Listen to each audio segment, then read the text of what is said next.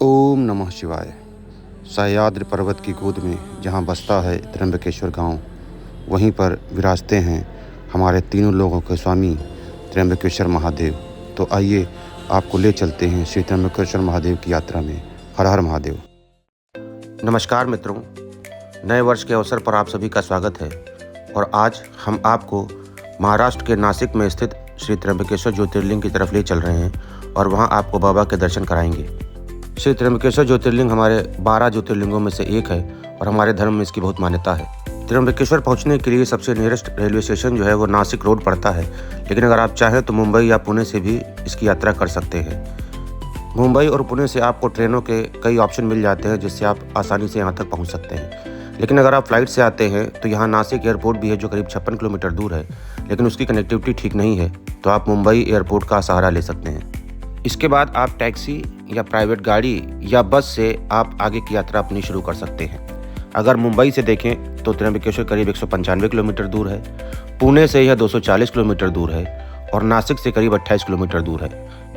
त्र्यंबकेश्वर के लिए आपके पास ट्रांसपोर्ट के कई ऑप्शन हैं, जैसे बस, टैक्सी, आप कोई भी अपने हिसाब से ले सकते हैं। और उसके बाद यहाँ जब आप रास्ते में चलेंगे तो यहाँ के रास्ते बहुत खूबसूरत हैं। आपको रास्ते में कुछ इस तरह के व्यूज़ मिलेंगे जो आपको याद दिलाते हैं कि आप सह्याद्री पर्वत की तरफ पहुँच रहे हैं। त्र्यंबकेश्वर पहुँचने के बाद करीब मंदिर से 2 किलोमीटर पहले टैक्सी की पार्किंग की अच्छी व्यवस्था है और आप इसे यूज़ कर सकते हैं। नमस्कार मित्रों, हम लोग आज पहुँचे हैं नासिक और नासिक में हम लोग हैं इस समय त्र्यंबकेश्वर में, जहाँ हम लोग बाबा त्र्यंबकेश्वर के दर्शन करने आए हैं। जैसा कि आपको मालूम होगा, त्र्यंबकेश्वर 12 ज्योतिर्लिंगों में से एक है और हम आज नए साल पर बाबा के दर्शनों के लिए आए हुए हैं। भगवान शिव को समर्पित ये ज्योतिर्लिंग त्र्यंबक नाम के एक छोटे से गांव में स्थित है और यहाँ जब आप गाड़ी पार्क करने के बाद चलते हैं तो आपको पैदल यात्रा करने के बाद करीब 1 से 1.5 किलोमीटर दूर ये मंदिर पड़ जाता है। तो इस रास्ते से होते हुए आप इस शहर को एक्सप्लोर करते हुए आगे बढ़ सकते हैं। और यहाँ पर एक छोटा सा शहर जहाँ पर आपके रहने के, खाने की सारी व्यवस्थाएं हैं, आपको कोई दिक्कत नहीं होगी। हालांकि आप लेट नाइट यहाँ जाने में अवॉइड करें क्योंकि ट्रांसपोर्ट की कमी है। हालांकि यहाँ पर त्र्यंबकेश्वर का लोकल बस स्टैंड भी है और यहाँ से आपको रेगुलर बसेस भी मिलती हैं। हालांकि इनकी फ्रीक्वेंसी कम है तो आपको टाइमिंग अपने हिसाब से देखना पड़ता है। यहाँ पर आप चाहें तो कुछ जूस या गन्ने के जूस का भी आप मज़ा ले सकते हैं जो स्टैंड के ठीक बगल में है। तो मित्रों, हम लोगों ने भी ताज़े गन्ने के जूस का आनंद लिया और उसके बाद कुछ थोड़ी देर रुकने के बाद हम लोग अपनी यात्रा पर, पैदल यात्रा पर मंदिर की तरफ चले। ये कस्बा आगे जैसे आप बढ़ते जाएंगे वैसे घना होता जाता है और मंदिर की तरफ एक रास्ता जाता है जहाँ पर बैरिकेडिंग आदि की व्यवस्था है। और ये शिवाजी की वो मूर्ति है जहाँ पहुँचते आपको लगता है कि आप मंदिर पहुँच गए हैं और सामने आपको भगवान शिव के उस ज्योतिर्लिंग के स्थान के दर्शन होते हैं जिसे श्री त्र्यंबकेश्वर मंदिर के नाम से जाना जाता है। नासिक की पावन भूमि पर सह्याद्री पर्वतों की गोद में जहाँ स्वयं माँ गंगा ने अवतरण किया, जहाँ ब्रह्मा, विष्णु और महेश तीनों का एक साथ वास है, वहीं स्थित है श्री त्र्यंबकेश्वर ज्योतिर्लिंग, भगवान शिव का एक अद्भुत, रहस्यमय और अत्यंत पवित्र धाम। त्र्यंबकेश्वर अर्थात 3 नेत्रों वाले महादेव, यह भारत का एकमात्र ज्योतिर्लिंग है जहाँ शिवलिंग में ब्रह्मा, विष्णु और महेश तीनों देवों का प्रतीक एक साथ स्थापित है।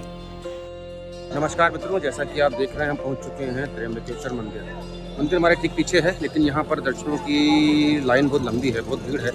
आज चूँकि नए साल का पहला दिन है इसलिए यहाँ पर करीब 1.5 से 2 किलोमीटर लंबी लाइन है। अभी आपको हम ले चलेंगे और यहाँ पर VIP दर्शन जो हो रहे हैं उसमें भी लाइन बहुत लंबी है। अब जर्नल की लाइन कितनी लंबी होगी मैं नहीं कह सकता, लेकिन VIP दर्शन की जो लाइन है, जो ड्यूरेशन पास के दर्शन की लाइन है जिसका 200 रुपये टिकट है, वो करीब 1.5 से 2 किलोमीटर लंबी लाइन है। तो देखते हैं कितना समय लगता है। लोग बता रहे हैं कि करीब 3.5 से 4 घंटे का समय लगेगा। मंदिर में कुछ निर्माण कार्य भी चल रहा है, इसलिए अभी मुख्य दरवाज़ा या मेन दरवाज़ा जो है बंद है, यहाँ से एंट्री होती है। लेकिन जो उत्तर द्वार से जो एंट्री होती है वो चालू है, तो VIP की एंट्री वहीं से होती है। तो चलिए अभी यहाँ पर अपडेट है, आपको अपडेट करते हैं कितना समय लगता है दर्शनों में, आपको बाबा जी के दर्शन भी कराते हैं, यात्रा के बारे में आगे बताते हैं। धन्यवाद। हर हर महादेव। यह वही भूमि है जहाँ से माँ गंगा गोदावरी के रूप में धरती पर अवतरित होती है। कहा जाता है जो भी श्रद्धालु त्र्यंबकेश्वर में स्नान कर भगवान शिव का जलाभिषेक करते हैं उनके 7 जन्मों के पाप नष्ट हो जाते हैं। यह केवल जल नहीं, यह शिव कृपा की धारा है जो आत्मा को शुद्ध करती है और मन को शांत करती है। तो आइए हम भी अपने दर्शनों की तरफ चलते हैं, जो कि हमने भी अपनी VIP पास की बुकिंग करा रखी है। तो आइए देखते हैं कितनी लंबी लाइन है और लाइन लगने के प्रयास में हम आगे बढ़ते हैं। और जब हम यहाँ पहुँचते हैं तो देखते हैं कि लाइन बहुत लंबी है।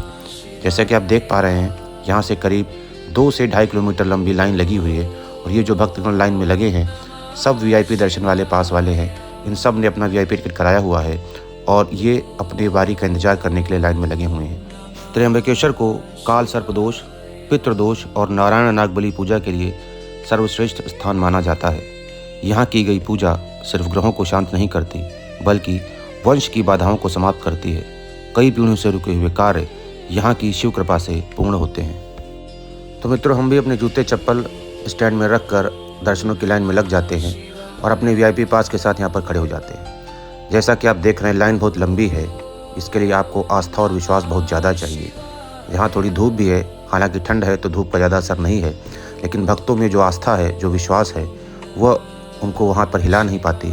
और भक्तगण देखिए कितनी शांति से सब लाइन में खड़े होकर अपनी बारी का इंतजार कर रहे हैं और उनको विश्वास है कि महादेव के दर्शन बहुत जल्दी प्राप्त होंगे। तो मित्रों, जब हम लाइन का पहला चरण क्रॉस करते हैं, उसके बाद हम दूसरे चरण में पहुँचते हैं, तो यहाँ पर ये अंदर कमरे के अंदर की व्यवस्था की गई है, जहाँ पर दर्शनों की लाइन है। और यहाँ पर जनरल दर्शन और वीआईपी दर्शन दोनों की अलग अलग लाइनें हैं। और यहाँ पर भीड़ को नियंत्रित करने के लिए कुछ इस तरह की व्यवस्था की गई है। हालांकि यहाँ पर बैठने की व्यवस्था है, आप आराम से बैठ सकते हैं और यहाँ पर भी आपको 2 से 2.5 घंटे लग जाते हैं। पुराणों में वर्णन है कि ऋषि गौतम ने इसी भूमि पर कठोर तपस्या की थी और जब अकाल पड़ा और ऋषियों को भोजन का संकट हुआ, तब भगवान शिव ने यहाँ गंगा को प्रकट किया। लेकिन जब अनजाने में गौतम ऋषि से गाय की हत्या का दोष लग गया, तो प्रायश्चित करने के लिए उन्होंने शिव की आराधना की और महादेव उनकी आराधना से प्रसन्न हुए और उन्होंने यहीं प्रकट होकर त्र्यंबकेश्वर ज्योतिर्लिंग के रूप में स्थायी वास किया। जब मंदिर की घंटियां बजती हैं, जब शंख की ध्वनि गूंजती है, तो ऐसा प्रतीत होता है मानो स्वयं कैलाश से महादेव उतर आए। हर ओम नमः शिवाय के साथ मन के विकार पिघलते जाते हैं और आत्मा शिवमयी होती जाती है। त्र्यंबकेश्वर में शिवलिंग का अभिषेक सामान्य नहीं है। यहाँ हर बूंद जल के साथ श्रद्धा अर्पित होती है, हर बेलपत्र के साथ अहंकार को त्यागा जाता है और हर मंत्र के साथ आत्मा शुद्ध होती है। महादेव यहाँ सिर्फ मांगने से नहीं, समर्पण से प्रसन्न होते हैं। काले पत्थरों से बने इस प्राचीन मंदिर का पुनर्निर्माण तीसरे पेशवा बालाजी अर्थात नाना साहब पेशवा ने करवाया था। इसका जीर्णोद्धार 1755 में शुरू हुआ और 31 साल के लंबे अंतराल के बाद 1786 में यह पूरा हुआ। और कहते हैं कि इस भव्य मंदिर के निर्माण में उस समय करीब 16 लाख रुपए खर्च किए गए थे, जो काफ़ी बड़ी रकम मानी जाती थी।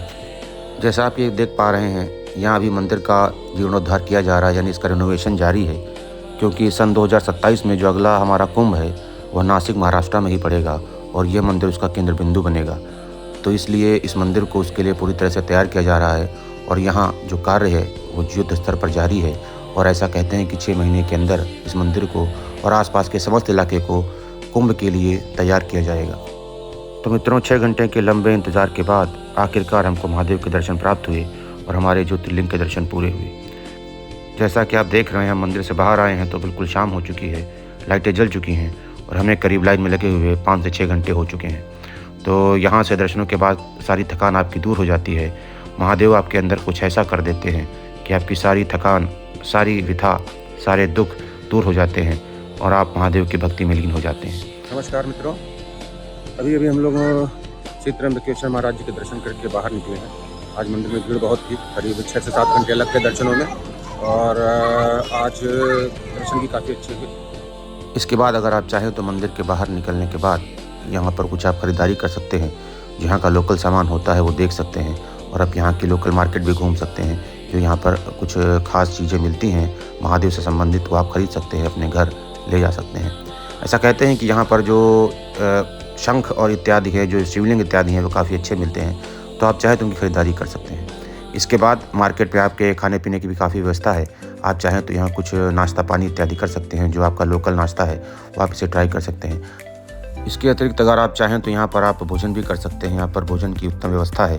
यहाँ पर आपको वेज खाना सही रेट पर मिल जाता है और यहाँ पर कुछ अच्छे रेस्टोरेंट हैं, जैसा कि आप देख पा रहे हैं। यहाँ पर आप भोजन इत्यादि भी कर सकते हैं, जो आपको कई ट्रेडिशनल तरीके से आपको यहाँ पर भोजन परोसा जाता है। तो महादेव की कृपा से हमारे आज के दर्शन काफ़ी अच्छे रहे।